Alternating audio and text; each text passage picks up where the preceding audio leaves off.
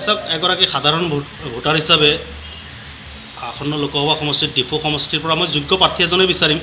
ইতিমধ্যে ইয়াত 3গৰাকীকৈ প্ৰাৰ্থীক 3টা দলে প্ৰক্ষেপ কৰিছে। আঞ্চলিক দল SDCয়ে হলিৰাম তেৰণক দিছে, বিপৰীতে ৰাষ্ট্ৰীয় দল BJP আৰু কংগ্ৰেছে বীৰেন সিং ইংতি আৰু হৰেণ সিং বেগ প্ৰাৰ্থিত্ব প্ৰদান কৰিছে।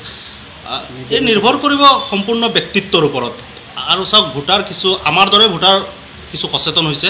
আমি যোগ্য ব্যক্তিকে এইবাৰ নিজৰ ভোটটো প্ৰদান কৰিম। আপোনাৰ দল হিচাপে প্ৰথম পচন্দ কি? চাওক দল হিচাপে নহয়, মই আগতেও কৈছোঁ দলৰ কথা নাহে, আমি যোগ্য ব্যক্তিক সমৰ্থন কৰিম। আৰু যিগৰাকী যোগ্য ব্যক্তি আৰু কাৰ্বি আংলঙৰ প্ৰেক্ষাপটত ইতিমধ্যে স্পষ্ট হৈ পৰিছে, কাৰণ বিগত সময়ত হৰেণ সিং বে নতুন মুখ, বীৰেন সিং ইংতিয়ে হলিৰাম তেৰাঙক কাৰ্বি আংলঙৰ ৰাইজে পাইছেই, গতিকে ৰাইজে কিছু তুলনা কৰিব পাৰিছে। আৰু হৰেণ সিং বে এগৰাকী নতুন প্ৰাৰ্থী, যদিও তেওঁ এসময়ত বিদ্ৰোহী নেতা আছিল, কিন্তু বিগত সময়ত BJPৰ বেনাৰত আহি তেওঁ যথেষ্টখিনি কাম কৰিছে EM হিচাপে, কাৰ্বি আংলং সাহিত্য সাহিত্য পৰিষদৰ অধ্যক্ষ হিচাপে। গতিকে নিশ্চয় ইয়াৰ এটা প্ৰভাৱ পৰিব এইবাৰ নিৰ্বাচনত। চাওক নাগৰিকত্ব সংশোধনী বিধেয়ক সন্দৰ্ভত যি সময়ত ৰাজ্য উত্তাল হৈ আছিল, বিশেষকৈ অসম ৰাজ্য, সেই সময়তো আমি পঞ্চায়ত নিৰ্বাচন দেখিছোঁ, তাৰ তেনে প্ৰভাৱ পৰা পৰিলক্ষিত নহ'ল। আৰু আচলতে নাগৰিকত্ব সংশোধনী বিধেয়কক লৈ এটা চামে ৰাজনীতি কৰাহে পৰিলক্ষিত হৈছে আজিৰ তাৰিখত। নিজৰ স্বাৰ্থজনিত ৰাজনীতি বুলি ক'লেও ভুল কৰা নহ'ব। আৰু সেইবোৰ প্ৰভাৱ সাধাৰণ ভোটাৰৰ ওপৰত নপৰে। সাধাৰণ ভোটাৰে এইবোৰ কথা বুজিয়ে নাপায়। এইবোৰ কিছুমান আপাৰ লেভেলত চলাই ৰাজনীতি বুলি ক'ব পাৰি আমি। প্ৰাৰ্থী হিচাপে আপুনি কোনজনক দক্ষ বুলি ভাবে? বীৰেন সিং, হৰেণ সিং, হলিৰাম? চাওক দক্ষতাৰ দিশত 3গৰাকীয়ে দক্ষ, কাৰণ দীৰ্ঘদিনীয়া অভিজ্ঞতা বীৰেন সিং ইংতিৰ। হলিৰাম তেৰাং এটা সময়ত মন্ত্ৰী আছিল, হৰেণ সিং সেই তুলনাত হৰেণ সিং বে নতুন, গতিকে তেখেতৰ দক্ষতা কিমান আছে আমি পৰৱৰ্তী সময়তে গম পাম যদি তেখেতে নিৰ্বাচিত হৈ আহে তেওঁৰ কাৰ্যকলাপৰ মাজেদি। কিন্তু দক্ষতাৰ দিশত সকলো প্ৰাৰ্থীয়েই দক্ষ। বয়সৰ ক্ষেত্ৰত কংগ্ৰেছ প্ৰাৰ্থীগৰাকী ৰাইজে বিচাৰিছিলে অন্য মুখ এটা কংগ্ৰেছৰ পৰা, কিন্তু সেয়া হৈ নুঠিল। সেইটো এটা ফেক্টৰ হ'ব পাৰে। আপুনি দেশত সাধাৰণ ভোটাৰ হিচাপে দেশত নৰেন্দ্ৰ মোদীৰ বিকল্প বিচাৰে নেকি প্ৰধানমন্ত্ৰী হিচাপে? চাওক ৰাহুল গান্ধীক বিচাৰে নেকি? চাওক প্ৰথম কথা মই এটা কথাত স্পষ্ট কৈছোঁ, ৰাহুল গান্ধীক মই কোনোদিনেই ভাৰতৰ প্ৰধানমন্ত্ৰী নিবিচাৰোঁ। মোৰ দৃষ্টিকোণত তেওঁ এই ভাৰতবৰ্ষখন চলাব পৰা দক্ষতা এতিয়া অৰ্জন কৰিব পৰা নাই। আৰু কথা হ'ল নৰেন্দ্ৰ মোদীৰ বিকল্প, সেয়া নৰেন্দ্ৰ মোদীৰ বিকল্প বহুত নেতাও আছে এই দেশত, আছে নাই নহয়, কিন্তু নৰেন্দ্ৰ মোদীয়ে বিগত সময়ত যিদৰে দেশত শাসন চলাই গৈছে, দুই এটা সৰু সুৰা সমস্যাৰ সন্মুখীন হৈছে, আমিও হৈছোঁ, কিন্তু তাৰ পৰিৱৰ্তে তেওঁ 70-75% সফল হৈছে। আৰু তেনেধৰণৰ ব্যক্তি এজন পুনৰবাৰ প্ৰধানমন্ত্ৰী হোৱাটো ভাৰতবৰ্ষৰ কাৰণে অতি দৰকাৰী। বৰ্তমানৰ যিজন সাংসদ আছে ডিফু সমষ্টিত, সেইজনক আপুনি 10ৰ ভিতৰত কিমান নম্বৰ দিব? এই ক্ষেত্ৰত চাওক বীৰেন সিং এতিয়া কাম নকৰা নহয়, কাম কৰিছে কিছু। তেওঁ যিটো MP ফাণ্ডৰ টকা তেওঁ আনিব পৰা নাই, এইটো এইবাৰেই নহয়, তাৰ আগতো তেওঁ MP ফাণ্ডৰ টকা আনিব পৰা নাই, আৰু আনা টকাখিনিও তেওঁ ভালকৈ ইউটিলাইজ কৰিব পৰা নাই। সেই ক্ষেত্ৰত তেওঁ সফল নহয়, যদিও মই তেওঁক 3-4 নম্বৰ দিব পাৰোঁ 10ৰ ভিতৰত, অৰ্থাৎ তেওঁ 30-40% সফল বুলি ক'ব পাৰি। হৰেণ সিং বেগ বিচৰা হৈছে দলীয় হিচাপত, ময়ো তেনেকৈ তেওঁলোকৰ লগত সহমত। আচ্ছা, আপোনাৰ প্ৰথম পচন্দ কোন দল? কংগ্ৰেছ নে BJP নে SDC? BJPৰ বাহিৰে কোনো দলে একো কৰিব নোৱাৰিব দেশখনক সুৰক্ষা কৰিব বুলি আমাৰ বিশ্বাস নহয়। আপুনি নিজে এজন ব্যৱসায়ী হিচাপে কংগ্ৰেছৰ দিনত বেছি সুৰক্ষিত বুলি ভাবে নে BJPৰ দিনত সুৰক্ষিত বুলি? BJPৰ দিনতে বেছি সুৰক্ষিত, কংগ্ৰেছৰ দিনত কেনেকৈ সুৰক্ষিত বুলি ক'ব পাৰি? কোনো পধ্যেই নোৱাৰি। আপুনি দেশৰ প্ৰধানমন্ত্ৰী হিচাপে নৰেন্দ্ৰ মোদীৰ বিকল্প বিচাৰে নেকি, নে নৰেন্দ্ৰ মোদীকে বিচাৰে? তেনেকৈ বিকল্পটো এতিয়ালৈকে জন্ম হোৱাই নাই যেন লাগে। আপোনাৰ মতে নৰেন্দ্ৰ মোদী ঠিক আছে? ঠিক আছে, তেওঁ আৰু 2-3টা ছেশ্যন থাকিলে দেশৰ যদি কিবা এটা হয়, কোন থাকিলে? নৰেন্দ্ৰ মোদী যদি আৰু 3টা ছেশ্যন আহে, তেতিয়াহ'লে এই ভাৰতবৰ্ষখন সুৰক্ষিত হ'ব বুলি আমাৰ এটা বিশ্বাস আছে। বৰ্তমানত যিজন সাংসদ আছে, MP যিজন আছে বীৰেন সিং ইংতি, তেওঁক আপুনি 10ৰ ভিতৰত কিমান নম্বৰ দিব? তেওঁক 10ৰ ভিতৰত 2 দিলেওতো বেছি হ'ব, কাৰণ শাৰীৰিক অসুস্থ, দলৰো অসুস্থতা তেওঁ ভুগি আছে। আৰু তেওঁ দলটো যেনেকৈ বিকলাংগ হৈ চলি আছে, তেওঁ নিজেও তেনেকৈ, এজন অসুস্থ মানুহে সুস্থ সমাজৰ কথা কেনেকৈ চিন্তা কৰিব? নাগৰিকত্ব সংশোধনী দিলে এইবাৰ নিৰ্বাচনত কিবা প্ৰভাৱ পেলাবনে? পেলাবতো লাগে, পেলাব নিশ্চয়। এটা ছাইড ভাল হ'ব, কোনোবাই যদি বুজা নাই নাগৰিক বিধায়ক আইন সম্বন্ধে, তেওঁলোকে এইটো বিৰোধ কৰি বিচাৰে আৰু আগতো কৰি আহিছে। সেইকাৰণে বিশেষকৈ নৰ্থ ইষ্টতো নাগৰিক বিধায়ক আইনটো সুৰক্ষিত কৰাটোৱেই অতি উত্তম, নহ'লে বহিৰা প্ৰব্ৰজন কেতিয়াও বন্ধ নহয়। সাংসদ হিচাপে কাক বিচাৰিম বুলি ক'লে সেইটো কাৰ্বি আংলঙৰ বাকী ৰাইজৰ কাৰণে এটা ডাঙৰ প্ৰশ্ন। কাৰণ কাৰ্বি আংলঙত যিমানখিনি আমিলোকে দেখিব পাইছোঁ 1952 চনৰ পৰা যিমানখিনি সাংসদ ওলাইছে, কিন্তু খুব ৰাইজৰ হৈ কাম কৰা খুব কম ব্যক্তি আজি তাৰিখলৈকে ওলাই গৈছে বুলি ভাবোঁ। কিন্তু আজি যোনটো কংগ্ৰেছৰ বেঞ্চিং এণ্টি তেওঁ বহুতবাৰ তেওঁ MP আছিলেহি, কিন্তু তেনেকুৱা ডেভেলপমেণ্ট কাম আমি কোনো দেখিবলৈ পোৱা নাই। কোনো তেনেকুৱা উন্নয়ন কোনো কাম দেখিব পোৱা নাই। কোনো MP ফাণ্ডৰ কোনো তেনেকুৱা স্কিম য'ত কাম হৈছে তেনেকুৱা আমি 100% দেখিবলৈ পোৱা নাই। সেইকাৰণে আমি যোনতেই নাহক কিয়, কিন্তু ৰাইজৰ হৈ কাম কৰাটো আমি বিচাৰোঁ। সাংসদ বিচাৰে হয়, যোগ্যতাৰ ভিতৰত আমাৰ বিজেপি যোনটো হৰণ সিং বে দিছে, তেওঁ নতুন উঠি অহা চামৰ বুলি আমি এটা ভাবোঁ। কিন্তু তেওঁ কিমানখিনি কাম কৰিব নাজানো আৰু সেইটো আশা কৰোঁ। কিন্তু বেঞ্চিং যোনটো কংগ্ৰেছৰ যোনটো আছিলে সাংসদ, তেওঁ টোপনি মাৰি থকা বুলি আমি শুনিবলৈ পাওঁ, দেখিবলৈ পাওঁ।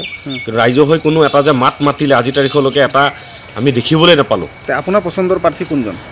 আমাৰ পচন্দৰ প্ৰাৰ্থী ক'বলৈ গ'লে এইটো ৰাইজে নিজৰ বিবেকৰ ওপৰত ডিপেণ্ড, কথাখিনি বুজিব, নিজৰ বিবেকৰ ভোট দিব বুলি আমি ক'ব বিচাৰোঁ। কিন্তু সাংসদ যাতে য'ত আমাৰ হৈ কাম কৰিব পাৰে, আমাৰ সকলো ৰাইজৰ হৈ কাম কৰিব পাৰে, সেইটোৱে আমি বিচাৰোঁ। আপোনাৰ কোনটো দল পচন্দৰ? কংগ্ৰেছ, বিজেপি, SDC, কোনটো দল আপোনাৰ পচন্দৰ দল? কোনটো পচন্দৰ দল বুলিব ক'লেতো চবখিনি বস্তুখিনি চব একেটাই। লংকা পালে সকলোৱে ৰজাই হয়, ইয়াততো আৰু ক'বলৈ গ'লেতো একো নাই। কিন্তু য'ত ৰাইজৰ হৈ কাম কৰিব বিচাৰে আৰু ৰাইজৰ হৈ যাতে য়ং জেনেৰেশ্যন হিচাপে যাতে কাম কৰিব পাৰে, আমি সেইটোৱে বিচাৰোঁ। ৰাইজৰ কাৰ্বি আংলঙৰ বহুত পিছপৰা অঞ্চল, বহুত ডেভেলপমেণ্ট হ'বলৈ এতিয়াও বহুত বাকী আছে। সেইকাৰণে আমি ক'ব বিচাৰোঁ, য'ত আমাৰ কাৰ্বি আংলঙৰ যোনবিলাক এতিয়া বনাঞ্চলবিলাক বহুত বস্তুৱে আমাৰ ইয়াৰ মূলত সম্পদবিলাক দিনে দিনে নাইকিয়া হ'ব বিচাৰে চোৰাঙৰ। সেইকাৰণে আমি বিচাৰোঁ যাতে এজন সাংসদ গৈ যোনটো কাৰ্বি আংলঙৰ যোনখিনি মূলত সম্পদ বস্তুখিনি যোনটো চোৰাংভাৱে গৈ আছে, তেওঁ যাতে সেই সাংসদ হিচাপে গৈ য'ত দিল্লীত গৈ কথাখিনি চিঞৰি কৰি যাতে কাৰ্বি আংলঙৰ ভৱিষ্যতে যাতে ভাল দিন আহে বুলি সেইটোৱে মই জনাব বিচাৰোঁ।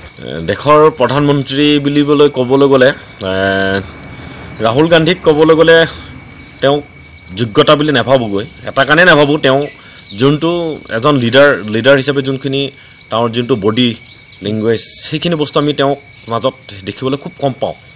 আৰু নৰেন্দ্ৰ মোদী যোনজন ব্যক্তি, তেওঁ কিন্তু হয় অসমৰ কাৰণে একদম কি কাম কৰিছে সেইটো অসমৰ ৰাইজে নিশ্চয় গমেই পায়।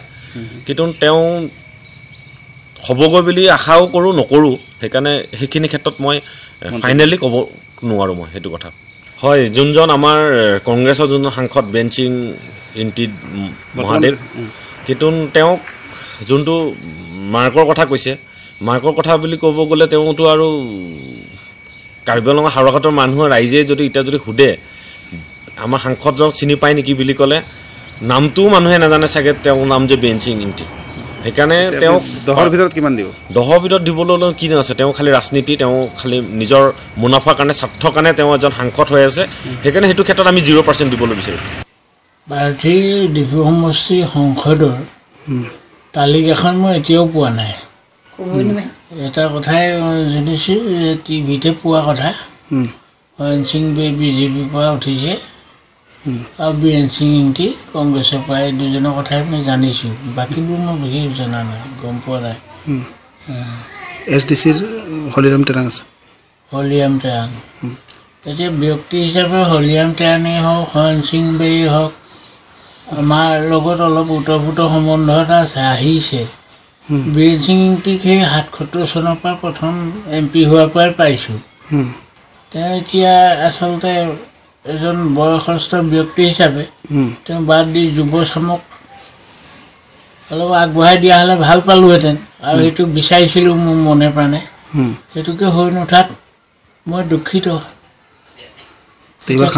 কাক সংসদ হিচাপে আমি নিৰ্বাচন কৰিম, সেইটো গোটেই প্ৰতিচ্ছবিটো আমাৰ চকুৰ আগত আহিলেহে গম পাম। তাৰমানে তেওঁলোকৰ নিৰ্বাচনী কথা কাণ্ডবোৰ শুনাৰ ওপৰত নিৰ্ভৰ কৰিব।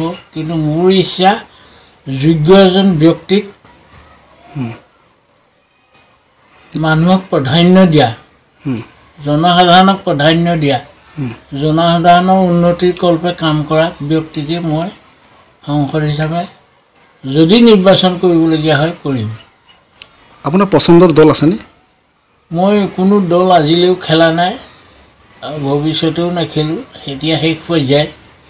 কিন্তু দল হিচাপে উপৰিপুৰুষে খেলিছিলে, কংগ্ৰেছী মানুহ আছিলে, সেইখিনি মানুহৰ ওপৰতে নিৰ্ভৰ কৰি আমি চলি আছোঁ। ভোট লওঁতেই বহুত দিন গ'ল, ভোট ল'বলৈহে যাওঁ, দিবলৈ নাপাওঁ। এনেকুৱা এইবুলি হয়তো এনে লোকসভাৰ ভোট এইবুলিহে প্ৰথম দিবলৈ পাম নেকি, এনেকুৱা এটা ব্যৱস্থা আশা কৰিছোঁ। আৰু AGPয়ে এটা আঞ্চলিক দল হিচাপে জনসাধাৰণৰ মাজত বহুত সমৰ্থন লাভ কৰিছিলে আৰু এতিয়াও বিজেপিৰ বহুত মানুহে সমৰ্থন কৰি থাকে। কিন্তু এতিয়া তেওঁলোকৰ অস্তিত্বহীন অৱস্থালৈ এটা গতি কৰিছে। এই অস্তিত্বহীন হোৱা কথাটোত ময়ো ভাল পোৱা নাই, ৰাইজেও নিশ্চয় ভাল পোৱা নাই। দেশৰ প্ৰধানমন্ত্ৰী হিচাপে আপুনি কাক বিচাৰিব? প্ৰধানমন্ত্ৰীটো নিৰ্বাচন মোৰ ওপৰত নিৰ্ভৰ নকৰে, সংসদীয় যিসকল সদস্য হ'ব। কোনগৰাকী হ'লে আপুনি ভাল পাব? মোৰ অযোগ্য বুলি কোনোজনকেই ভবা নাই, নৰেন্দ্ৰ মোদীকো ভবা নাই, ৰাহুল গান্ধীকো ভবা নাই। গতিকে ৰাইজে বিচাৰ কৰিব। আপুনি বা সমাজখন বিজেপিৰ দিনত সুৰক্ষিত নে কংগ্ৰেছৰ দিনত অধিক সুৰক্ষিত বুলি আপুনি ভাবে? মই আচলতে সকলোবিলাক একেই, কি কংগ্ৰেছ, কি বিজেপি, কি AGP, কি অন্যান্য দল AIUDF, জনসাধাৰণৰ সুৰক্ষাৰ কাৰণে তেওঁলোকে কাম কৰিছে বুলি নাভাবোঁ। কাৰণ এইখিনি যিখিনি জানি আছোঁ সেইখিনিৰ পৰা ভাবি আছোঁ জনসাধাৰণ সুৰক্ষিত কোনো দলৰ পৰাই নহয়। কাৰোবাৰ ব্যক্তিগত স্বাৰ্থত কোনোবাই লাভালাভ হ'ব পাৰে, কিন্তু মই তেনেধৰণে নাভাবোঁ। তাৰমানে মইতো ইমানটো নলেজ নাই বিশেষকৈ ভোটাৰ এইটো মানে ইলেকশ্যনৰ ওপৰত। মইতো সেইটোৱে আৰু মানে বৰ্তমানতো বিজেপি চৰকাৰ চলি আছে আমাৰ, চ' ভাবোঁ আকৌ এবাৰ বিজেপিয়ে হওক, আকৌ এবাৰ মানে আমি যিখিনি ৰখি গৈছিলে কাম সেইখিনি যে আকৌ পূৰণ হ'ব বুলি ভাবোঁ। এইটো এটা বৰ ডাঙৰ প্ৰশ্ন। এতিয়া আগন্তুক আমি দেখি আহিছোঁ যিসকলে দায়িত্ব লৈছে তেওঁলোকে কিমান ৰাইজৰ প্ৰতি কাম কৰিছে বা নকৰিছে আমি সকলো দিয়া হয়। গতিকে মই এটা কথাই কওঁ, যোনেই নিৰ্বাচিত নহওক বা যাকে ভোট নিদিয়ক ৰাইজে অলপ ভাবি চিন্তি ভোটটো দিয়ক, যাতে তেওঁ ৰাইজৰ বাবে, দেশৰ বাবে কিছু কৰিব পাৰে। আপোনাৰ ব্যক্তিগত মত কি? কেনে প্ৰাৰ্থী হেৰিটো জয়ী হোৱাটো বিচাৰে? যি সমাজকৰ্মী হওক, যি ৰাইজৰ বাবে চিন্তা কৰক, দুখীয়া শ্ৰেণীৰ বাবে চিন্তা কৰক, বৰ্তমান গ্ৰাছৰুট লেভেলৰ মানুহখিনি যিটো সমস্যাৰ সৃষ্টি হৈছে যাতে সেই মানুহখিনিৰ কাৰণে চিন্তা কৰক। এনেকুৱা এজন ব্যক্তি হওক যাতে তেওঁ সমাজৰ কাৰণে কাম কৰক, এনেকুৱা এজন ব্যক্তি মই বিচাৰোঁ। আপুনি কাক ভোটদান কৰিব ইতিমধ্যে নিশ্চিত হৈছেনে?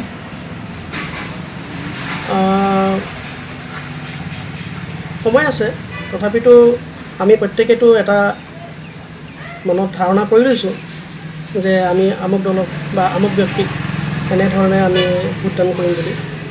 তথাপিতো মই সেই আগৰ দৰেই ক'ব বিচাৰোঁ যাতে আমি ভোট দিয়া যাতে ভুল ব্যক্তি যাতে নিৰ্বাচিত নহয়, এনেকুৱা মানুহে আমি মানে ৰেজিষ্ট্ৰেশ্যন কৰিব লাগে আৰু তাৰ বাবে ৰাইজ সজাগ থকাটো অতিকৈ বাঞ্ছনীয়। দল বুলি ক'লে সকলোতো একেই, সকলোৱে কি কৰে বহুত প্ৰতিশ্ৰুতি দিয়ে, প্ৰতিশ্ৰুতি তেওঁলোকে ৰাখিব পাৰিছেনে নাই আমি সকলোৱে দেখি আহিছোঁ। নিৰ্বাচনী ইস্তাহাৰত তেওঁলোকে বহুত আমুক কৰিম তামুক কৰিম কৈ যায়, কিন্তু কাৰ্যকৰী কিমান হয় এইখিনি আমি সকলোৱে জানো। গতিকে দল বুলি ক'লে বিশেষকৈ মই ব্যক্তি হিচাপেহে বেছি গুৰুত্ব দিওঁ, যিজনে আমাক চাব। দলতকৈ বেছি মই ব্যক্তিগতহে বেছি প্ৰাৰ্থনা কৰোঁ মোৰ ভাৱত। নাগৰিকত্ব সংশোধনী বিলে এইবাৰ নিৰ্বাচনত কিবা প্ৰভাৱ পেলাবনে? এইটোতো 100% এইটোতো নিৰ্বাচনীত প্ৰভাৱ পেলাব বুলি মই বিবেচনা হয়। যিটো নাগৰিক সংশোধনী বিলত যিটো মানে খেলি মেলি ইতিমধ্যে হৈ গৈছে, ইয়াৰ দ্বাৰা প্ৰভাৱ পৰিব বুলি মোৰ বিবেচনা এটা হয়। কোন দল ক্ষতিগ্ৰস্ত হোৱাৰ সম্ভাৱনা আছে? দল হিচাপেতো ক'বলৈ গ'লে এতিয়া দুটা কথা আহি পৰে। কোনো লোকে যিসকল বৰ্তমান ৰুলিং পাৰ্টিৰ কৰ্মী তেওঁলোকে এইটো হোৱাটোৱে বিচাৰে বুলি মই ভাবিছোঁ। আৰু সাধাৰণ ৰাইজে এই বিলখনৰ প্ৰতিবাদ কৰিছে গতিকে লাভালাভটো এখন বিলৰ পৰা দেখা যাব ফলাফল দেখা যাব আপুনি দেশৰ প্ৰধানমন্ত্ৰী হিচাপে কাক বিচাৰে এইবাৰ প্ৰধানমন্ত্ৰী বৰ্তমান যিজন আছে তেখেতে কৰিছে বহুত বিশেষকৈ যিটো ঘটনা আমাৰ পাকিস্তানৰ কাৰণে যিটো হৈ গ'ল সেইটো বৰ তেখেতক আমি ধন্যবাদ দিব লাগে আৰু গৌৰৱান্বিত তেখেতৰ সেইটোৱে মই ইমানখিনিয়ে ক'লোঁ আৰু মই বৰ্তমান বিচাৰিছিলোঁ ভাল মানুহ আহক কাৰণ বীৰেন সিঙে যিখিনি কৰিলে আজি 20 বছৰে আমি একো নেদেখিলোঁ অৰ্থাৎ বিগ জিৰ' আৰু হৰে মেঘ এতিয়া দিছে উদীয়মান ল'ৰা ভাল লাগিছে কিন্তু তেওঁ যে কিবা এটা আশানত আহিব আমাৰ আশা নাই তথাপিও গতিকে তেওঁক আমি এতিয়া কিন্তু তেওঁ যে কিবা এটা কৰিব আশা নাই এজিপি হওক কংগ্ৰেছ হওক বা বিজেপি হওক দল হিচাপে চব ভাল আপোনাৰ পচন্দৰ দল কোনটো মোৰ দল হিচাপে নাই কোনো দল পচন্দৰ দল নাই নাই দল ভাল মানুহ ভাল নহয় মই নৰেন্দ্ৰ মোদীকে বিচাৰোঁ নৰেন্দ্ৰ মোদীৰ ভাল লগা কিবা যিটো কি বস্তু ভাল লাগে ভাল লাগিছে মই এইটো তেওঁ যে প্ৰমাণৰ ঘটনাটো চেলেঞ্জ কৰিছে চীনক পাকিস্তানক সেইটো কাৰণে মই কাম ভাল পাইছে ভাল লাগিছে দল হিচাপে নহয় এজ এ প্ৰাইম মিনিষ্টাৰ তেওঁ আকৌ প্ৰধানমন্ত্ৰী হোৱাটো বিচাৰোঁ চেলেঞ্জ দিব লাগে সেইটো যিহেতুকে এই আগৰ কি আছিলে মনমোহন সিঙে এইটো চেলেঞ্জ কৰিব পৰা নাছিলে সেইকাৰণে ভাল পাইছোঁ থেংক ইউ বহুত ধন্যবাদ সংসদ হিচাপে মই বৰ্তমান ৰুলিং পাৰ্টিকে বিচাৰিছোঁ কাৰণ ৰুলিং পাৰ্টি যদি সংসদজন নাথাকে কাম কিন্তু নহ'ব সেইকাৰণে সংসদ হিচাপে মই তেওঁক বিচাৰোঁ ব্যক্তি হিচাপে ধৰক বীৰেন সিং ইংতি হৰেণ সিং বে হৰিণক তেওঁলোকে কাক বিচাৰে এতিয়া বৰ্তমান সময়ত ৰুলিং পাৰ্টিৰ সংসদ হিচাপে মই হৰণ সিং বেকে বিচাৰিছোঁ তেওঁৰ এই সমষ্টিত এইবাৰ জয়ী হোৱাৰ সম্ভাৱনা কিমান বুলি আপুনি ভাবে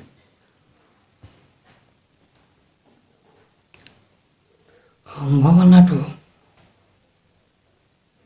আছে যদি প্ৰচাৰটো কিন্তু ভাল হ'ব লাগিব প্ৰচাৰ ভাল হ'ব লাগিব প্ৰচাৰ যদি ভাল হয় জিকিব কোন জিকিব হৰণ সিং বে বিজেপিৰ প্ৰাৰ্থী আচ্ছা এইবাৰ প্ৰধানমন্ত্ৰী হিচাপে বিচাৰিবলৈ হ'লে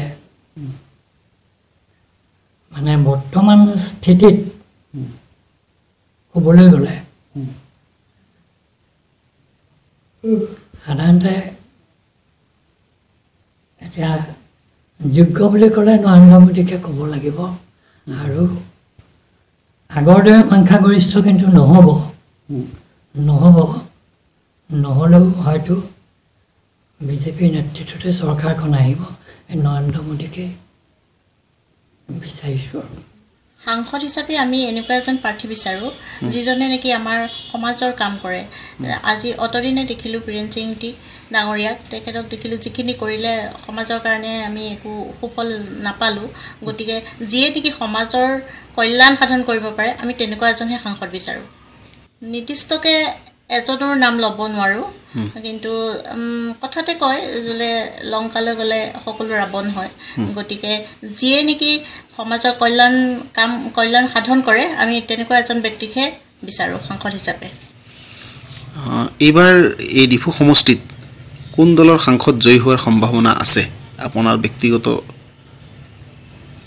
মোৰ ব্যক্তিগতভাৱে যিখিনি দেখি আহিছোঁ এই বৰ্তমান পৰিস্থিতিত বিজেপি দলৰ নিচিনাই লাগে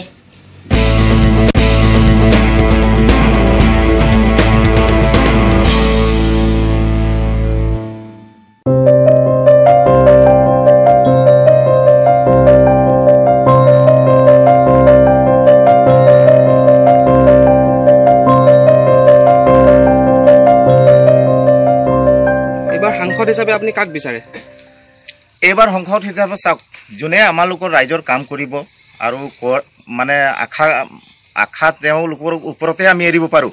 এইবাৰ সংসদ হিচাপতো আমি আমাৰ ডিফু আমাৰ কাৰ্বি আংলঙতো আমালোকে সংসদ হিচাপতো মইতো বীৰেন সিং নাভাবোঁ, কিয়নো তেওঁ মানে বয়সত বহুত বেছি হৈ গ'ল আৰু এতিয়া তেওঁ আৰামহে কৰিব লাগিছিলে। এইকাৰণে তেওঁকতো আশা কৰিব নোৱাৰোঁ। এই বৰ্তমান ৰলিং চৰকাৰকে আমি আশা কৰিছোঁ। আৰু তেতিয়াহ'লে প্ৰথম পচন্দ আপোনাৰ কোনটো দল হ'ব এইবাৰ? বিজেপি হ'ব বুলিয়ে ভাবোঁ, কিয়নো কংগ্ৰেছ আৰু বিজেপিৰ মাজতেহে হ'ব লাগিব, নিৰ্দলীয় বা অন্য দলকতো আমি আশা কৰিব নোৱাৰোঁ। চাওক, ৰাহুল গান্ধীৰো ফিল বেয়া হৈছে, মই তাক তেওঁৰ হ'ব বুলি মই নাভাবোঁ, কিন্তু নৰেন্দ্ৰ মোদী তেওঁ বহিছে 10 বছৰ 15 বছৰ, তেওঁ থাককচোন, আৰু থাকিলেও ভালে আছে, তেওঁ থাকিলে ভাল আছে। দুয়োজনৰ ভিতৰতে আপুনি কাক দক্ষ বুলি ভাবে? কোন বেছি বুলি ভাবে, বেছি ভাল বুলি ভাবে? এতিয়াতো দক্ষ হিচাপতো তেওঁ এতিয়া নৰেন্দ্ৰ মোদীয়ে হৈ আছে। তেওঁ যুৱ নেতা হয় মানিছোঁ মই, কিন্তু কেন্দ্ৰত কিন্তু তেওঁ যুৱ নেতা হিচাপত তেওঁ মানে নৰেন্দ্ৰ মোদীৰ সমান এতিয়া হ'ব পৰা নাই। তেওঁ বিগত কেইদিনমান ধৰি দেখা গৈছে যে অগপা আৰু বিজেপিৰ মিত্ৰতাৰ লগত কিছুমান প্ৰশ্ন উত্থাপন হৈছে। এইবাৰ লোকসভা নিৰ্বাচনৰ আগতে অগপা আৰু বিজেপিৰ মিত্ৰতা হোৱাটো আপুনি বিচাৰে নিবিচাৰে? চাওক, এইটোতো নিশ্চিত যে মানে এজেপি মানে অগপ আৰু বিজেপিয়ে মিত্ৰতা কৰিবই লাগিব, কিয়নো এতিয়া যিটো নেকি NRC কৰিবলৈ হৈছে